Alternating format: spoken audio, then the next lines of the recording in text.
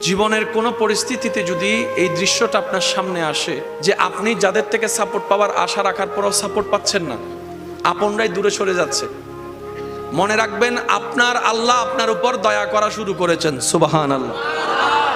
ওই বিপদ থেকে আপনি যাদের সাপোর্ট নিয়ে উঠতে চাচ্ছেন, রব চাচ্ছেন আপনাকে কেউ না করুক সাপোর্ট, আপনার আল্লাহই স্বয়ং আপনাকে সাপোর্ট করতে চাচ্ছে বলেই মানুষকে দূরে সরাই দিচ্ছে। সুবহানাল্লাহ।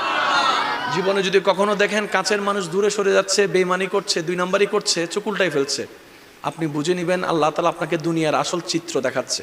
আপনি যেন বুঝতে পারেন আপনার আপন বলতে আল্লাহ ছাড়া, আপনার আপন বলতে আপনার নবী ছাড়া আসলে আর কেউ নাই, আসলে কেউ নাই, আসলে কেউ নাই। আপনার ভালোবাসার অধিকার পাওয়ার একমাত্র আল্লাহর আছে, স্রষ্টা হিসেবে নবীর আছে। আপনার উম্মত হিসেবে আপনি ভালোবাসবেন আপনার নবীকে, আপনি আল্লাহকে ভালোবাসবেন, আপনার নবীকে ভালোবাসবেন। এই বুঝটা দেওয়ার জন্য আল্লাহ অনেক সময় দুনিয়ার এই বাস্তবতা আমাদের সামনে এনে দেয়।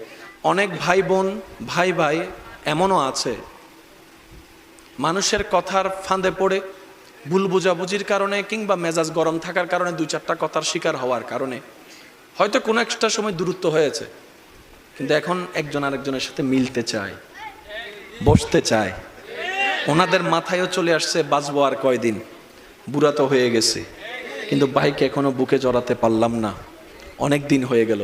বড় ভাইয়ের মনেও সে তৃষ্ণা থাকে, ছোট ভাইয়ের মনেও সে আকাঙ্ক্ষা থাকে, কিন্তু অনেক দিনের দূরত্বতার কারণে, লজ্জাবোধের কারণে তারা মিলতে পারে না। আমি আমার ভাইদেরকে, যুবক ভাইদেরকে অনুরোধ জানাবো, যদি এরকম কোনো ফ্যামিলি কন্ডিশন হয়, আপনারা যুবকরা মিলে, ভাইরা মিলে, চাস্তো ভাই জ্যাঠতো ভাইরা মিলেই আপনারা উদ্যোগটা নেন। ভাই